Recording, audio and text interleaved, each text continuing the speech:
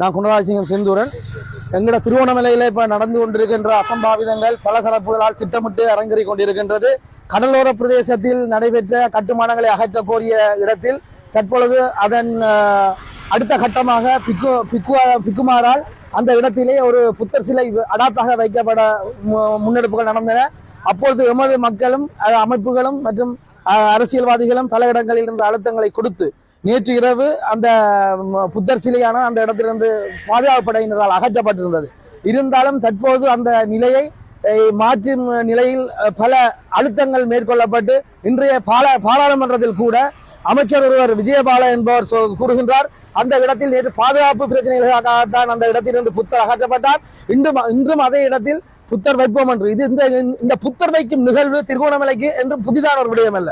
எத்தனையோ ஆயிரம் புத்தர்களை வைத்து ஆயிரக்கணக்கான மக்களையும் கொன்று புதைத்து அடாத்தாக இடங்கள் பிடிக்கும் ஒரு செயற்பாடாகவே நாங்கள் பார்த்து கொண்டிருக்கின்றோம். இப்பொழுதும் புதிய அரசாங்கம் நமக்கு தீர்வு தரப்போகின்ற அரசாங்கம் அல்லது மிக பெரும்பான்மையுடன் இன அழிப்புகளுக்கு எதிரான அரசாங்கம் என்று சொல்லப்படுகின்ற அனுர அரசாங்கம் கூட மகாநாயக்க தேரர்களினம் அல்லது சிங்கள பௌத்த பேரினவாதத்தினம் எடுபடிகளாகத்தான் இருக்கின்றார்கள் என்பதை தற்போதைய நிகழ்வுகள் காட்டிக் கொண்டிருக்கின்றது.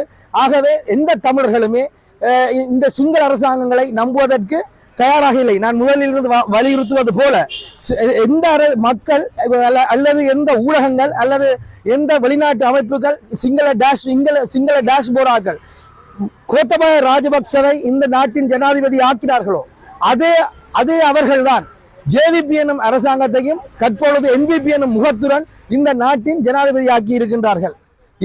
அரசாங்கங்கள் மாறுகின்றன, கட்சிகள் மாறுகின்றன, ஆனால் காட்சிகள் மட்டும் தமிழர்களுக்கு எதிராகவும் அல்லது தமிழ் தேசியத்திற்கு எதிராகவும் தமிழ் மக்களுக்கு நியாயம் கொடுக்க முடியாத அரசாங்கங்களாகத்தான் இன்று வரை இருந்து கொண்டிருக்கின்றது. இது ஒரு மன அழுத்தத்தை மட்டுமல்ல, தமிழ் மக்களிடையே ஒரு அவலத்தையும் ஏற்படுத்தி இருக்கின்றது. யுத்தத்தால் அழிந்து காயப்பட்டிருக்கின்ற தமிழ் மக்களை இன்னும் மேலும் காயப்படுத்தி கொண்டிருக்கின்றது என்றுதான் உண்மை. இது வரலாற்று தொடர்களை தான், இன்று மட்டுமல்ல இனியும் இதுதான் நடக்கப் போகிறது. ஆகவே தமிழ் மக்களாகிய நாங்கள் பலி சுமந்துதான் வாழ வேண்டிய நிர்பந்தத்தில் இருக்கின்றோம். எந்த அரசாங்கத்தை நம்புவதற்கு நாங்கள் தயாராக இல்லை.